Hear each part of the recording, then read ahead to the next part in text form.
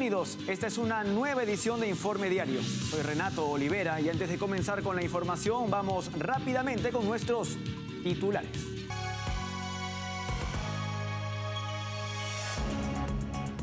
El embajador de Israel en Chile, Gil Arzelli, criticó la exclusión de empresas israelíes de la Feria Internacional del Aire y del Espacio, acusando al presidente Gabriel Boric de adoptar una postura anti-israelí. Estados Unidos planea suspender de forma permanente la financiación a la Agencia de Ayuda de la ONU para los Palestinos. En España, el portavoz del Partido Popular, Miguel Tellado, cuestionó a la presidenta del Congreso de Diputados, Francina Armengol, por sus presuntas implicaciones en el sonado caso Coldo. En Estados Unidos, Donald Trump aseguró la nominación del Partido Republicano para las elecciones presidenciales del 2024, al obtener los delegados necesarios. Comenzamos con el desarrollo de la información. El embajador de Israel en Chile, Gil Arzelli, criticó la exclusión de empresas israelíes de la Feria Internacional del Aire y del Espacio, acusando al presidente Gabriel Boric de adoptar una postura anti-israelí.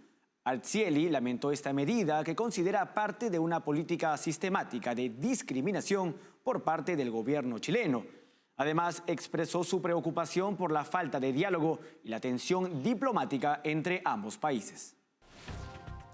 El embajador de Israel en Chile, Gil Arzelli, expresó su preocupación por la decisión del gobierno de excluir a empresas israelíes de la Feria Internacional del Aire y del Espacio, conocida como FIDAE, acusando al presidente Gabriel Boric de una postura anti-israelí.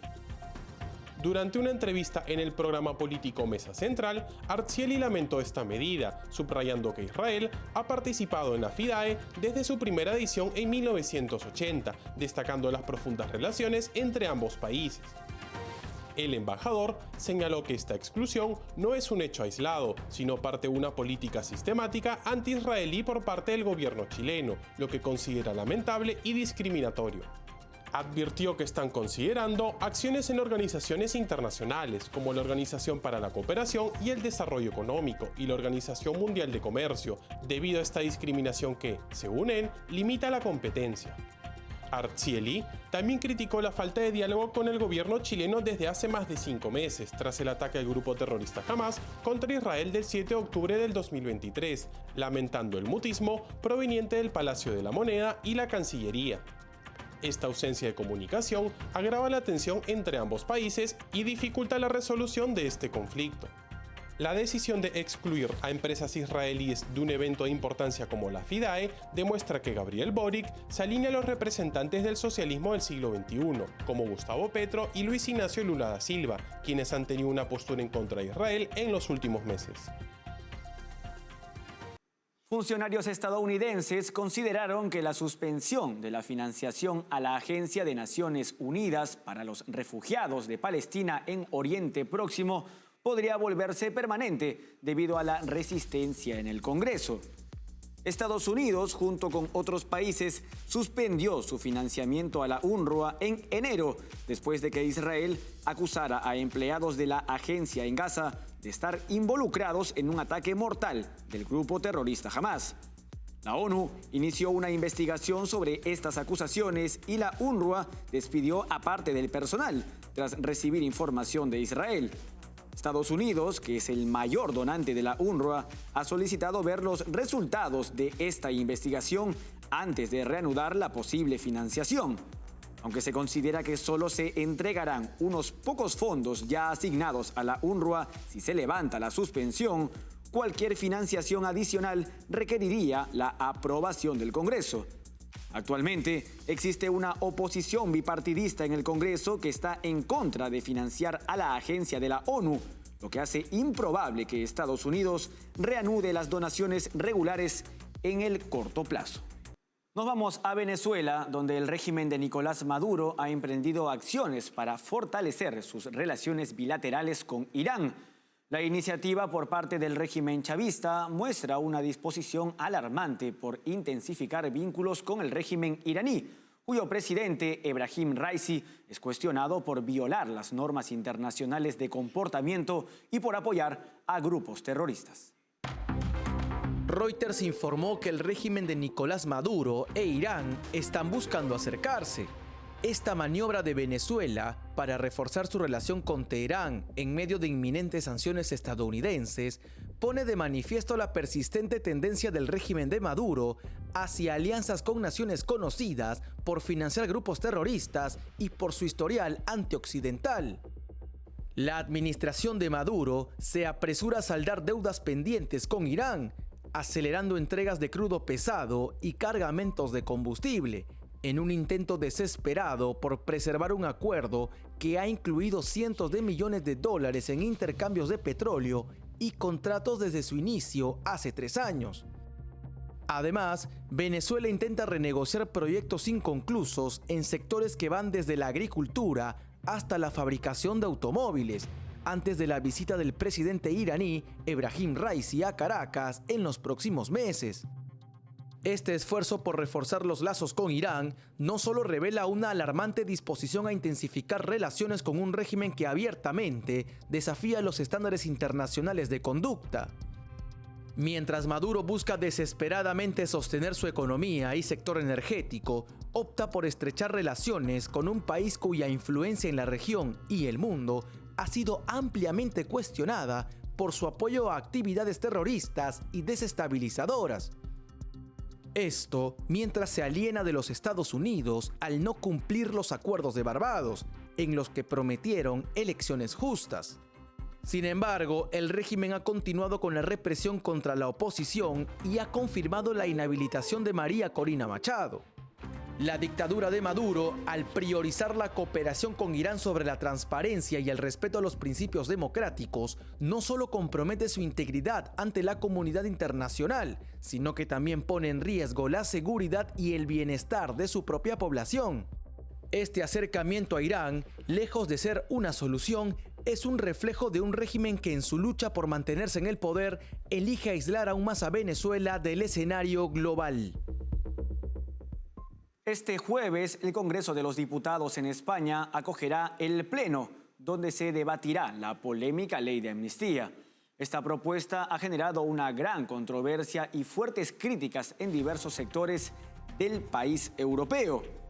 Esta ley, promovida por Pedro Sánchez y el PSOE, en acuerdo con los partidos independentistas, ha suscitado preocupaciones y sobre todo rechazo, debido a su contenido y las circunstancias en las que se ha gestado, lo que ha generado importantes protestas contra el gobierno y críticas contra Sánchez.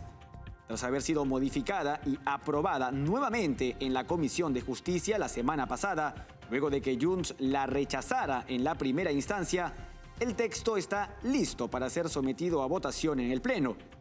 Sin embargo, su aprobación requerirá una mayoría absoluta, es decir, al menos 176 votos de los diputados. Esta polémica ley ha ocurrido en un contexto donde Pedro Sánchez busca utilizar legislaciones para favorecer a sectores políticos específicos, en particular a Junts per Catalunya y Esquerra Republicana de Cataluña. Asimismo, Pedro Sánchez es acusado de ceder a presiones independentistas con el objetivo de mantenerse en el poder. Además, a esto hay que agregar el escándalo de corrupción que rodea al PSOE, el llamado caso Koldo, que implica el cobro de comisiones ilegales por la compra de mascarillas. Este caso ha llevado a acusaciones contra la presidenta del Congreso, Francina Armengol, y también a interrogantes sobre la esposa de Pedro Sánchez, Begoña Gómez. En España, el portavoz del Partido Popular, Miguel Tellado, indicó que el Partido Socialista Obrero Español ha impulsado una ley para beneficiar a políticos corruptos, en referencia a la polémica ley de amnistía. Además, cuestionó a la presidenta del Congreso de Diputados, Francina Armengol, por sus presuntas implicaciones en el sonado caso Koldo. Escuchemos ahora sus declaraciones. La radiografía de la España actual es que en este pleno el Partido Popular ha traído una ley para ayudar a los enfermos de la ELA y el Partido Socialista trae una ley para beneficiar a políticos corruptos y que no rindan cuentas ante la justicia. Cuando creíamos que no podía haber nada más indigno que robar el dinero de los parados andaluces, casi 700 millones de euros, para gastárselo en droga, prostitución y mordidas, el Partido Socialista nos sorprende elevando el listón de la indignidad y de la desvergüenza. Sí que podían ir más lejos, con una trama de comisiones y mordidas en la compra de mascarillas por parte del gobierno de Pedro Sánchez, cuando en nuestro país morían cientos de personas al día, víctimas del COVID. 3 ministerios del gobierno de Sánchez implicados en la trama: Transporte, Sanidad, Interior, y 2 gobiernos autonómicos, socialistas todos ellos, el de las Islas Baleares y el de las Islas Canarias. Sus expresidentes están hoy aquí premiados por Pedro Sánchez. La dama de los ERES, la ministra Montero, también conocía la trama y actuó igual que en Andalucía, igual que su jefe. Lo sabía y lo tapó, como hizo también usted con los ERES. Y mientras, el ministro del Interior compraba mascarillas fake y lo que hacía era destruir pruebas desde su ministerio. Sin olvidarnos de la presidenta de esta Cámara, que hoy ya no debería estar aquí. Su mera presencia, señora Armengol, mancha esta institución. La señora Armengol ya no debería estar aquí por la dignidad de la Cámara y porque ha sido incapaz de dar explicaciones. Aún no ha contestado quién les llamó para que comprase las mascarillas inservibles. Le llamó Koldo, le llamó Ábalos, le llamó el superjefe, le llamó Guau Guau. ¿Por qué pagó tan rápido? Señora Díaz, ningún ministerio de Sumar está implicado en esta trama, pero lo que le pido es que se aparte, no mantenga el silencio cómplice de todas estas semanas.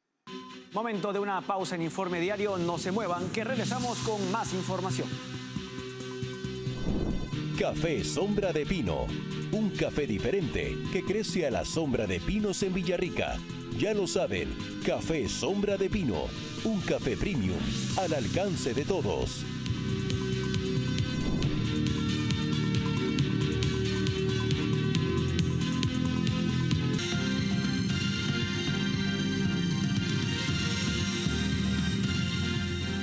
Continuamos con la información. En Estados Unidos, Donald Trump aseguró la nominación del Partido Republicano para las elecciones presidenciales del 2024 al obtener los delegados necesarios. Su victoria en el supermartes y la ausencia de competidores significativos lo consolidaron como líder indiscutible. La confirmación de Trump y su enfrentamiento con el actual presidente Joe Biden configuran una revancha política histórica. El expresidente Donald Trump aseguró los delegados necesarios para obtener la nominación presidencial del Partido Republicano para las elecciones del 2024, sentando las bases para un enfrentamiento electoral en noviembre contra el actual presidente, Joe Biden. Los resultados electorales colocan oficialmente a Trump por encima de la valla, con 1.241 delegados. El proceso de nominación alcanzó su clímax cuando los estados de Georgia, Mississippi y Washington llevaron a cabo sus primarias, permitiendo a Trump acumular los delegados necesarios para asegurar la nominación. Antes de estas primarias, Trump ya contaba con 1.078 delegados, necesitando un total de 1.215 para garantizar su posición. Con la participación en estas primarias, junto con la ausencia de competidores significativos después de que Nikki Haley se retirara de la carrera, Trump logró sobrepasar este umbral con facilidad. La victoria de Trump en 14 de las 15 primarias y caucus del supermartes de la semana anterior ya lo había acercado significativamente a la nominación, solidificando aún más su liderazgo dentro del partido. Esta serie de victorias demuestra la fuerte base de apoyo con la que cuenta Trump entre los votantes republicanos, a pesar de enfrentar una dura campaña mediática en su contra y de la utilización del sistema de justicia para intentar evitar su participación. La confirmación de Trump como el candidato republicano y de Biden por el Partido Demócrata configura una revancha electoral en noviembre, la primera desde 1956, cuando Dwight Eisenhower enfrentó nuevamente a Adlai Stevenson. Este enfrentamiento entre Trump y Biden no es solo un capítulo más en la historia de la política de Estados Unidos, sino también una prueba de la fortaleza y la resiliencia de sus instituciones democráticas. Con el escenario listo para las elecciones de noviembre, el país espera el desenlace de este histórico enfrentamiento electoral, en un momento álgido en el mundo y una situación crítica en la economía de Estados Unidos. Además, el oponente de Trump, Joe Biden, enfrenta severos problemas de memoria revelados en un informe fiscal que ponen en duda su capacidad para continuar en el cargo. Continuando en Estados Unidos, el fiscal especial Robert Hur ha decidido no presentar cargos penales contra el presidente Joe Biden, tras conocerse que retuvo documentos clasificados después de su etapa como vicepresidente. El informe del fiscal señala que Biden no debe ser juzgado por su memoria deficiente y sus problemas serios de salud mental, planteando dudas sobre su capacidad para continuar en el cargo. En una reciente audiencia ante el Congreso, el fiscal especial Robert Hur, designado por el fiscal general Merrick Garland del gobierno de Joe Biden, defendió su informe sobre la salud mental del actual mandatario y la decisión de no presentar cargos penales contra él. El informe publicado en febrero describe al presidente de 81 años como una persona de avanzada edad con memoria deficiente y problemas serios de salud mental. Durante su testimonio, Hur sostuvo que la investigación llevada a cabo fue exhaustiva e independiente, identificando evidencias de que Biden retuvo intencionalmente material clasificado después de su vicepresidencia, cuando ya era un ciudadano privado.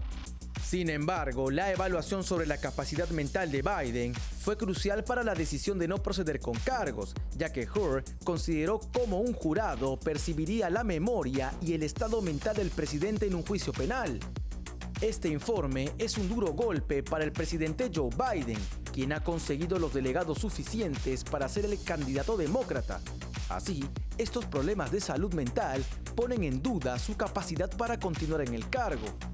Hur defendió la necesidad de evaluar la salud mental de Biden para tomar una decisión, pues asegura que su tarea era determinar si el mandatario retuvo o divulgó información intencionalmente. Pese a ello, Hur ha recibido críticas por decidir no acusar al presidente, lo que revelaría un trato especial. Sin embargo, esta decisión revela quizás un deterioro muy serio de las capacidades cognitivas de Joe Biden. Las recientes declaraciones de Vladimir Putin, que indicó que Rusia está preparada para una guerra nuclear, representan un peligroso desafío a la estabilidad global. Su accionar en la invasión en Ucrania y su retórica beligerante aumenta las tensiones internacionales. Sus amenazas plantean serias preocupaciones sobre la estabilidad mundial y sobre todo la seguridad humana. En una escalada retórica que intensifica aún más las tensiones globales, el presidente de Rusia, Vladimir Putin, ha lanzado una advertencia a Occidente, afirmando que Rusia está preparada para una guerra nuclear. Esta declaración, que parece sacada de los periodos más oscuros de la Guerra Fría, pone de manifiesto el peligroso desdén de Putin por la estabilidad mundial y la seguridad humana. Putin, quien ha estado en el poder de una forma u otra desde hace más de 2 décadas, hizo estas declaraciones en vísperas de unas nuevas elecciones que le otorgarán otros 6 años en la presidencia. Sus palabras no solo son un desafío directo a los esfuerzos de paz internacional, sino también una muestra palpable de cómo su régimen prioriza la retórica beligerante por encima del bienestar de la población y la seguridad global. La advertencia de Putin llega en un contexto en el que Rusia, bajo su dirección, ha intensificado su agresión militar, invadiendo Ucrania en febrero del 2022 y desatando una guerra a gran escala tras 8 años de conflicto en el este de Ucrania. Esta invasión no solo ha devastado a Ucrania, sino que ha desencadenado la crisis más profunda en las relaciones entre Rusia y Occidente desde la crisis de los misiles en Cuba en 1962. Putin, en un acto de irresponsabilidad sin precedentes, amenaza con el uso de armas nucleares, una postura que rompe con la cautela extrema mantenida por líderes soviéticos anteriores sobre tales declaraciones. Pese a esta amenaza, aseguró estar listo para conversaciones con Ucrania, pero que estas negociaciones deben estar basadas en la realidad. Así, su mensaje podría ser una amenaza real, pero también podría ocultar sus intenciones de negociar una salida en Ucrania, invasión que agota sus recursos y que agrava la crisis interna que debilita su economía. En un alarmante ataque contra la oposición rusa, Leonid Volkov, estratega principal y aliado cercano del fallecido líder opositor ruso Alexei Navalny, fue agredido cerca de su domicilio en la capital de Lituania. Este incidente, ocurrido la noche del martes, subraya la peligrosa situación a la que se enfrentan los críticos del Kremlin, incluso fuera de las fronteras rusas. Volkov, quien ha jugado un papel crucial en la organización de campañas electorales y en la dirección de las oficinas regionales de Navalny, fue víctima de un ataque violento en el que un asaltante rompió la ventana de su automóvil, le roció gas pimienta en los ojos y comenzó a golpearlo con un martillo. La rápida respuesta de la policía y los servicios de emergencia en Lituania impidieron un desenlace fatal. Este ataque ocurre casi un mes después de la inexplicable muerte de Navalny en una remota colonia penal del Ártico, donde cumplía una condena de 19 años por cargos de extremismo, ampliamente considerados como políticamente motivados. La muerte de Navalny, el crítico más feroz del presidente ruso Vladimir Putin, ha conmocionado al mundo, con figuras de la oposición y líderes occidentales responsabilizando al Kremlin. La violencia contra Volkov es un sombrío recordatorio de los riesgos que corren aquellos que se atreven a oponerse al régimen autoritario de Putin. La continua represión contra la disidencia en Rusia, junto con la designación de organizaciones anticorrupción como extremistas por parte del gobierno ruso, pone de manifiesto el despiadado afán del Kremlin por silenciar cualquier voz crítica. Momento de una nueva pausa en Informe Diario. No se muevan, que regresamos con los deportes. Café Sombra de Pino. Un café diferente que crece a la sombra de pinos en Villarrica. Ya lo saben, Café Sombra de Pino. Un café premium al alcance de todos.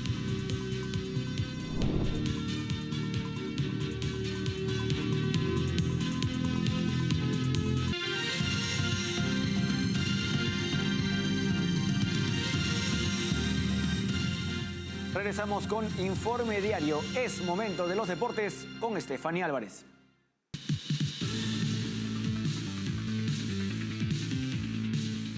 Gracias, Renato. Comenzamos nuestra información deportiva contándoles que la boxeadora colombiana Ingrid Valencia aseguró su participación en los Juegos Olímpicos de París 2024 tras vencer a la polaca Natalia Kusewska en los cuartos de final del Mundial de Boxeo Proolímpico en Busto Arsizio, Italia.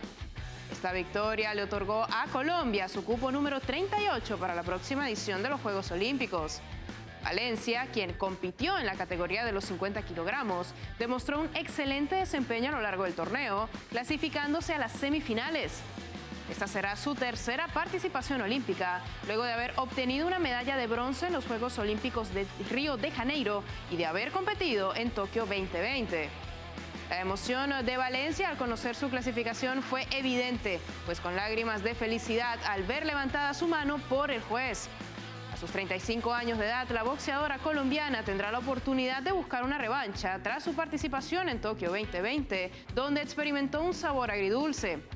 La clasificación de Ingrid Valencia no solo representa un logro personal, sino también un motivo de orgullo para Colombia, que continúa sumando cupos para la delegación olímpica que representará al país en París 2024. El tenista boliviano Hugo Dellien llegó al Challenger de Santiago con la necesidad de recuperar ritmo tenístico y sumar puntos para evitar estancarse en el ranking ATP. Y en su debut en el torneo, Dellien se enfrentaba a Gonzalo Bueno, un joven peruano con un juego peligroso que podía incomodar a cualquier tenista.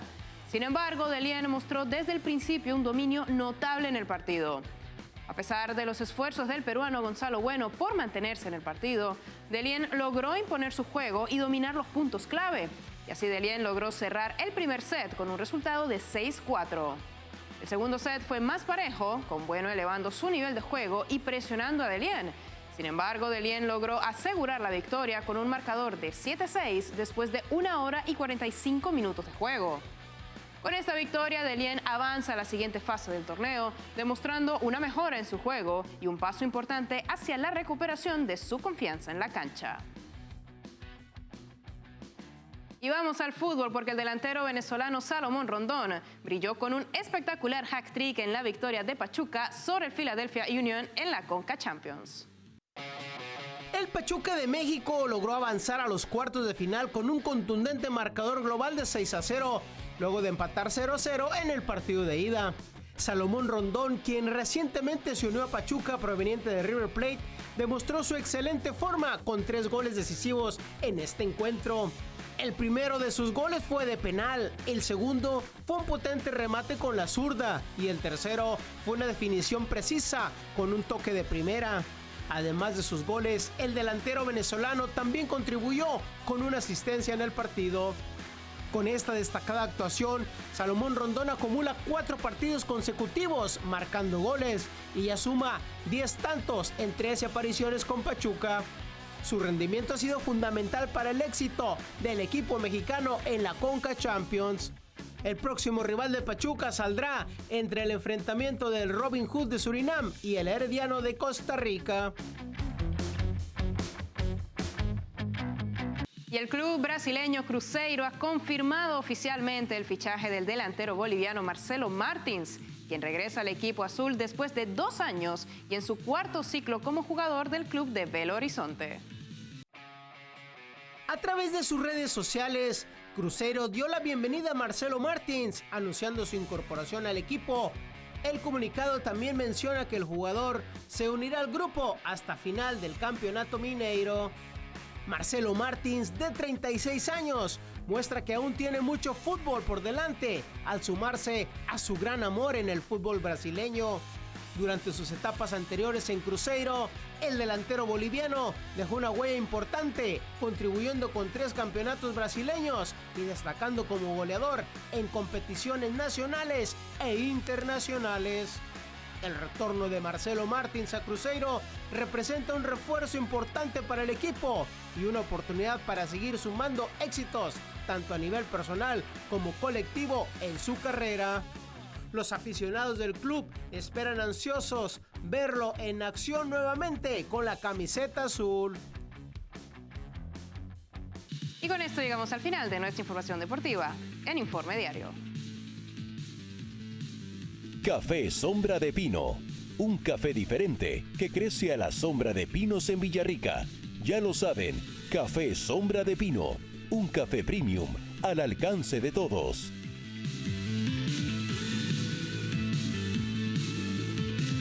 Gracias, Stephanie, por toda la información deportiva. Antes de despedirnos y para más información, escaneen el código QR que aparece en este momento en sus pantallas. Y no se olviden que estamos en www.grupotvl.com. Síguenos también en Twitch como TV Libertad.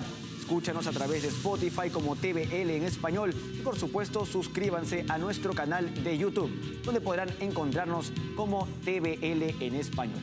Hasta aquí llegamos con la presente edición en Informe Diario. Con su permiso.